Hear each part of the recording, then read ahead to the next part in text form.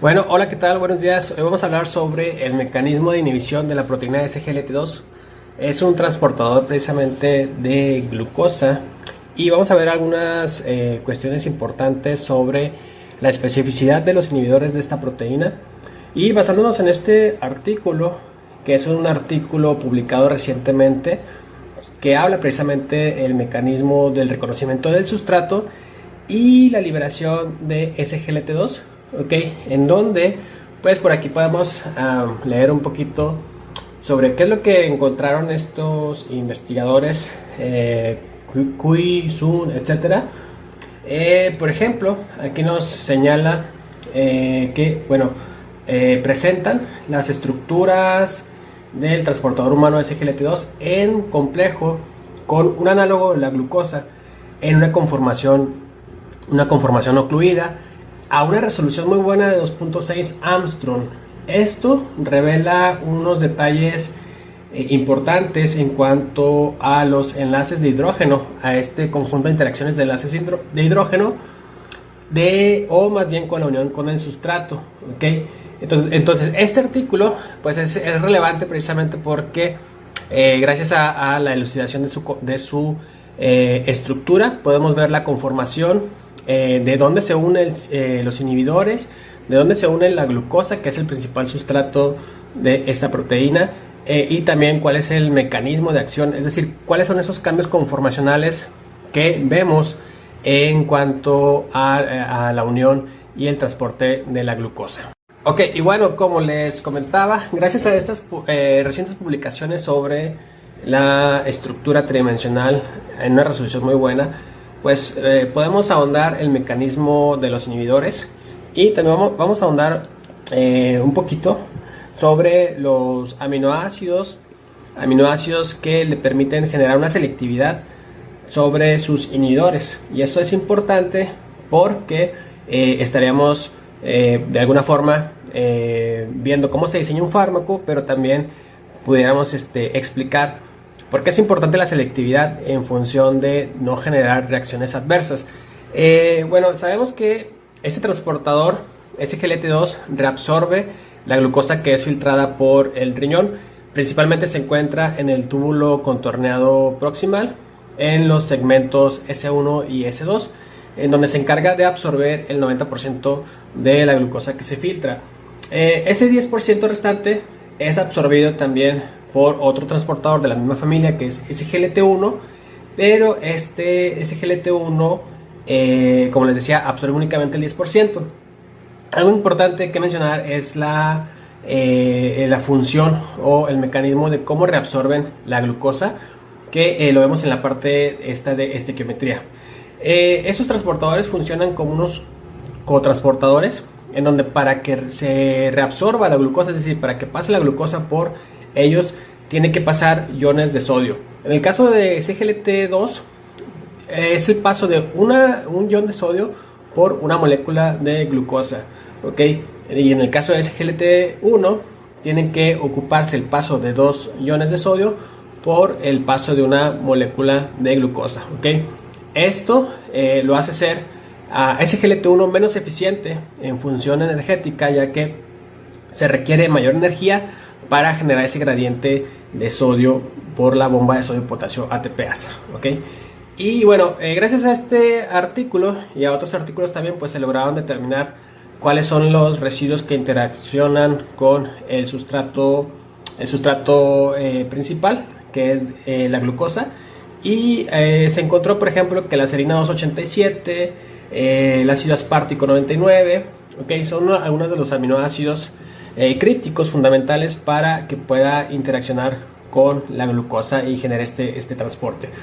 Pero como ya sabemos que lo que les decía ahorita se cotransporta con el ion sodio, pues también se pudieron determinar esos aminoácidos como la isoleucina 76, alanina 73, alanina 392, alanina 389, que son fundamentales para la unión con el sodio, ¿no? Entonces todo esto gracias a los estudios de cristalografía para determinar las posiciones y el mecanismo de transporte de SGLT2. Se ha formado también en cuestión del análisis de los inhibidores, ¿ok?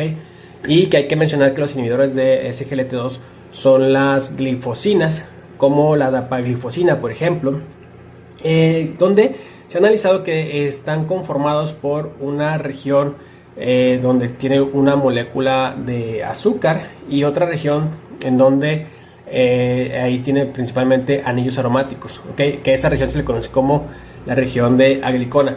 Bueno, para que tenga interacción los inhibidores con SGLT2, se forma lo que se conoce como una jaula aromática, en donde esa jaula aromática pues básicamente se da gracias a la participación de las cadenas laterales de histidina 80 o de histidina 268, ¿okay? Que forman estas interacciones con los anillos aromáticos de las glifosinas, y este tipo de interacciones que se llaman interacciones PP entre dos anillos, dos estructuras cerradas, y eso es lo que se conoce como una jaula aromática. Entonces, hablando de, por ejemplo, de la histidina 268, es crítica precisamente para el enlace con los inhibidores de este tipo de las glifosinas. A diferencia de SGLT2, SGLT1 en la misma posición de 268 no tiene una histidina, tiene un ácido aspartico, ¿okay? Eso va a tener una repercusión importante con la unión de los inhibidores. Entonces ahí estamos viendo cuáles son las principales características que le dan esta selectividad. En este caso podemos hablar de la histidina 268 que se encuentra en SGLT2. En cambio, en SGLT1 tenemos un ácido aspartico que tiene características pues muy diferentes, y eso va a evitar que se una de manera adecuada con los inhibidores, y por lo tanto evita la inhibición de SGLT1. Y eso tiene pues repercusiones positivas, ya que, como sabemos, SGLT1 es un transportador de glucosa que se encuentra en el intestino, y si se inhibiera por estas glifosinas, SGLT1 pues estaría ocasionando problemas como diarreas acuosas, como problemas de malabsorción, etcétera. Entonces, por eso es importante hablar de la selectividad en el diseño de fármacos, ¿no? Para no inhibir proteínas similares, ¿okay? a la que es nuestro blanco molecular.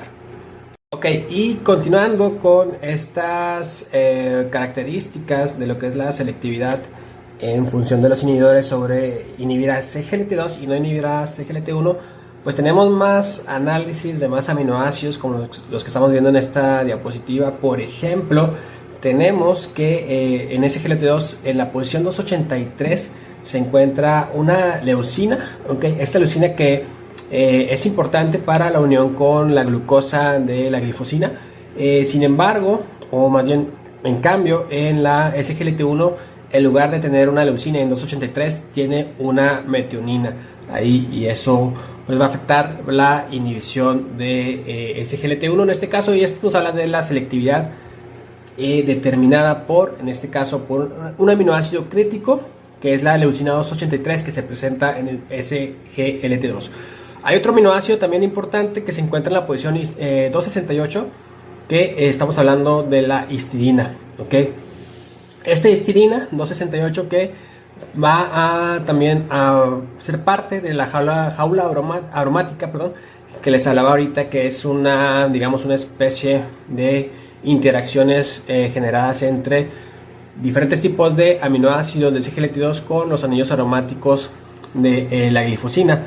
En la posición 268 tenemos a histidina. En cambio, en SGLT1 va a estar por ahí un ácido, si no me equivoco, un ácido aspartico o un aspartato, en donde pues obviamente si comparamos las características fisicoquímicas de la histidina con el ácido aspartico, pues son muy diferentes. De entrada, el ácido aspartico no presenta este anillo de la histidina que le permite generar estas interacciones entre dos anillos de la glifosina y la histidina. Entonces esto también afecta precisamente en la inhibición, y de nueva cuenta es otro residuo de aminoácido que lo podemos tomar como un determinante de selectividad de los inhibidores hacia SGLT2, ¿no? Entonces ahorita vamos a hacer un breve ejercicio para con herramientas computacionales analizar estos cambios importantes de lo que son los aminoácidos que se encuentran en SGLT2 en las posiciones correspondientes, comparándolos con esos aminoácidos que se encuentran en SGLT1 para precisamente ver de forma más clara la selectividad, ¿no? La selectividad, y esto lo vamos a ver con un análisis de alineamiento y también con un análisis estructural con la proteína SGLT2. Vamos a ver qué sucede ahí. Muy bien, bueno, continuando con este análisis con herramientas computacionales, lo primero que vamos a hacer es un alineamiento de las secuencias de SGLT2 con la secuencia de SGLT1 aquí en este servidor, ¿ok? Voy a pegar las dos secuencias y le voy a pedir que me genere este alineamiento para ver exactamente esos cambios que hablábamos, por ejemplo, de la leucina 283, la histina 268, entre algunos otros, de forma más clara cómo se generan entre las dos proteínas, ¿ok? Entonces, aquí voy a estar abriendo lo que es las secuencias para poderlas pegar en el recuadro de nuestro servidor para generar este alineamiento de secuencias. Aquí lo que estamos viendo es ya pegada la secuencia de aminoácidos del transportador de sodio glucosa SGLT2, ¿ok? Esa sería toda la secuencia de SGLT2.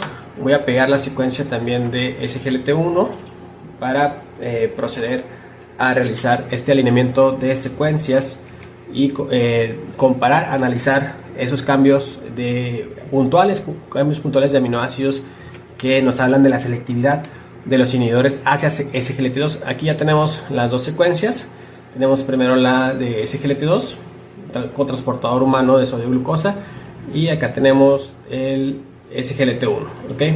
Y pues básicamente pues bueno, lo que sigue pues es aquí darle algunas instrucciones muy básicas y enviar el análisis de alineamiento de estas dos secuencias. Entonces por ahí se tarda unos 30 segundos en lo que se genera este análisis. Bueno, se tardó menos, como lo estamos viendo aquí en la pantalla, y vamos a ver por aquí el resultado. Ya lo tenemos por aquí. Bueno, precisamente aquí estamos viendo el resultado y tenemos aquí esta parte, alineamiento, ¿okay? Que estamos viendo, por ejemplo, la secuencia que está en la parte superior es la de SGLT2. Ya tenemos el resultado del alineamiento, y la secuencia que está en la parte inferior es la de SGLT1, ¿okay? Aquí no podemos visualizar, digamos que de una forma muy precisa estos cambios. Por ejemplo, vamos a buscar lo que sería leucina 283. Vamos a darle un zoom aquí para buscar la leucina 283, que sería esta que estoy aquí señalando. Aquí vemos que en SGLT2 precisamente se encuentra la leucina. A diferencia de SGLT1 tenemos una metionina, ¿ok? Aquí sería uno de los aminoácidos críticos, leucina 283, que nos hablan de la selectividad hacia los inhibidores SGLT2. Tenemos por ahí también histidina 268, perdón, que vendrá estando ¿ok? Sería esta histidina, si no me equivoco, en donde en SGLT2 está la histidina 268, que forma parte de lo que es esta jaula aromática, y en cambio en lo que es la parte de la SGLT1 tenemos un ácido aspartico, ¿okay? Que sería señalado por la letra D mayúscula, esta abreviatura que indica el ácido aspartico. Ese es el cambio que hay. Entonces este cambio en SGLT1 no le permite tener una interacción adecuada con los inhibidores, y esto nos habla de cómo se lleva a cabo la selectividad hacia una proteína en específico, ¿no? Basándonos en estos aminoácidos críticos que interaccionan. Bueno, a partir de aquí podemos después generar esta otra interacción para visualizar de manera de ejemplo. No se trata de hacer ahorita una tesis, pero vamos a analizar con otra herramienta en línea como Molviewer, ya la estructura tridimensional, y podemos ahí visualizar específicamente, por ejemplo, la leucina 283 o también la histidina 268 como residuos o aminoácidos críticos para la interacción con los inhibidores de SGLT2. Bueno, continuamos con este análisis estructural de las especificidades que hay en cuanto a los aminoácidos presentes en el SGLT2, en las posiciones específicas que cambian en el SGLT1. En este caso, por ejemplo, tenemos a la leucina 283, que es un aminoácido crítico para interaccionar con la parte de la glucosa de las glifosinas. ¿Okay? Vamos a llevar a cabo este análisis estructural con la estructura tridimensional de lo que es SGLT2 unido a precisamente a una glifosina. Para esto vamos a utilizar otra herramienta que es la que estamos viendo aquí en su pantalla, que es molstar.org viewer, y para eso pues vamos a ingresar este código en esta parte de la proteína SGLT2, que es 7VSI si no me equivoco, y pues básicamente le damos aquí en aplicar, ¿verdad? Bueno, hay que corroborar, por ejemplo, esta estructura, que esta vendrá siendo el cotransportador SGLT2, que pues ustedes, como lo estamos viendo aquí, pueden observar que principalmente básicamente está conformada de hélices alfa. ¿Cuántas hélices alfa está conformada? ¿Cuántas hélices alfa posee? Pues son 14 hélices, que por el medio de estas hélices va a pasar la glucosa, y también va a pasar obviamente un ion de sodio, ¿no? Que es importante para este cotransporte.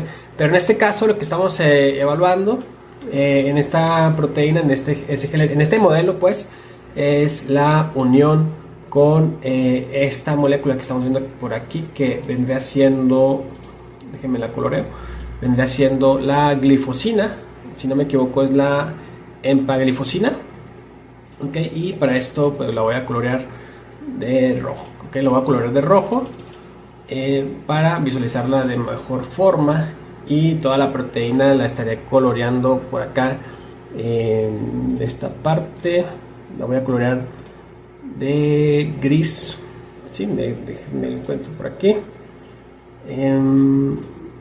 Por acá debe estar el color. Aquí está.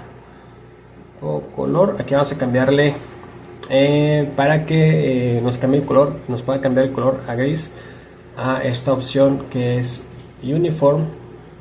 Y acá, si se fijan, ya está cambiado, ¿no? Ya está cambiada toda la estructura, este polímero, esta proteína SGLT2, ya la podemos colorear, la podemos visualizar de color gris para visualizar mejor, ¿no?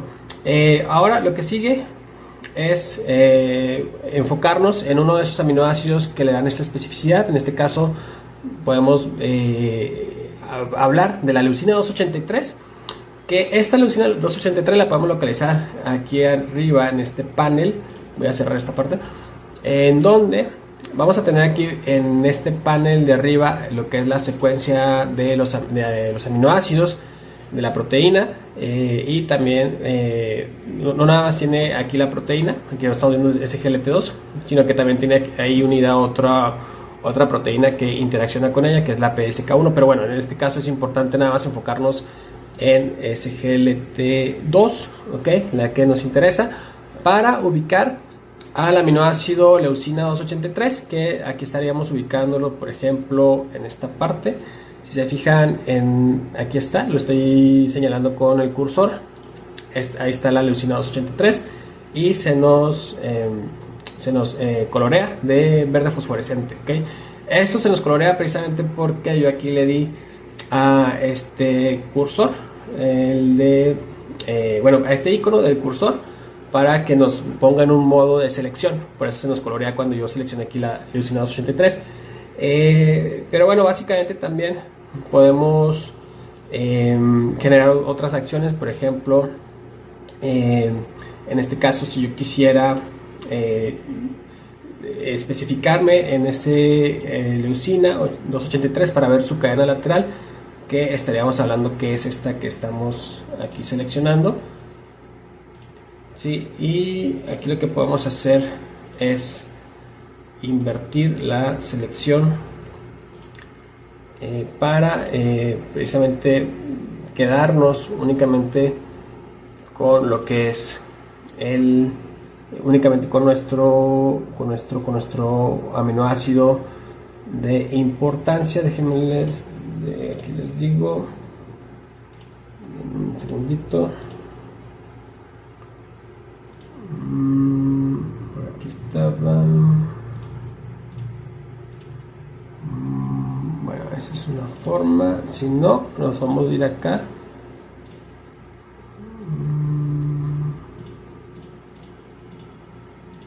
Abrir modelo. Y ahí está. Okay, ahí está. Lo que quería hacer era precisamente, digamos, ocultar toda la parte de la proteína que no nos interesa, únicamente quedarnos con nuestro aminoácido, ¿sí? Que precisamente es este que estoy aquí resaltando, y todavía lo puedo colorear. Por ejemplo, lo voy a colorear de azul, que sería el leucina 283. Ok, sería esta leucina 283, y inclusive acá en esta parte, en este panel derecho, le puedo poner el nombre, la etiqueta de lo que es esta leucina. Ahí se fijan, ahí ya está la leucina 283, y podemos ver aquí al lado la interacción que hay específicamente con la glifosina, que es esta que estoy aquí resaltando. La voy a colorear otra vez de rojo. Ok, y por ejemplo, ahí estamos viendo estas dos interacciones. Bueno, también se coloreó la leucina 283, pero bueno, ahí estamos viendo que se encuentran a una distancia que inclusive la podemos medir. Ok, podemos medir la distancia que hay entre la leucina 283 y la empaglifosina, el inhibidor, para ser más específicos con el dato de inhibición. Ok, y determinar cuál es esa distancia que hay. Por ejemplo, aquí yo lo voy a poner, agregar distancia, que estamos hablando que se encuentra a 7.81 Armstrong, ok, entre la leucina y la empaglifosina. Okay, bueno, entonces nos hablaba por ahí el artículo que es importante, o es crítico, okay, la interacción que hay entre la leucina, es esta que estoy aquí señalando, con la parte del azúcar, ¿sí? El azúcar, estamos viendo este anillo cerrado de 6 miembros, ¿sí? Que es la azúcar de la empaglifosina. Entonces está a una distancia por ahí de 7.81 Armstrong con la empaglifosina, no precisamente con el azúcar. Pero pues esto nos habla o ya estamos visualizando pues ya de manera pues obviamente más de modelado estructural, las interacciones de especificidad. Este es uno, acuérdense que también se encuentra la histamina 268, que a diferencia de SGLT1 están otros aminoácidos como el ácido aspartico, como la metionina. En este caso la metionina es el que sustituye a la leucina 283 en SGLT1. Entonces, en el diseño de fármacos es importante resaltar los aminoácidos críticos para generar esta selectividad sobre nuestra proteína target, y evitar que se generen interacciones con proteínas no deseables, proteínas que son muy similares estructuralmente, por ejemplo la SGLT1, y esto nos evitaría reacciones de toxicidad, reacciones adversas, ¿sí? Al inhibir otras proteínas que no queremos. Entonces, hasta aquí pues hablamos de lo que es esta parte de la selectividad. De aquí pues ustedes pueden hacer más estudios, dinámica molecular, pueden hacer estudios de interacción como el docking molecular, otros tipos de estudios utilizando pues, básicamente herramientas computacionales para ver todos estos análisis de selectividad, que son muy aplicados sobre todo en lo que es investigación. Bueno, entonces hasta aquí le dejamos, y pues les agradezco que hayan estado en este video. Espero poderles seguir compartiendo más videos sobre pues, lo que es la bioquímica estructural, para poder analizar cómo interaccionan los fármacos importantes, por ejemplo en este caso de la diabetes. Les agradezco mucho y estamos en comunicación.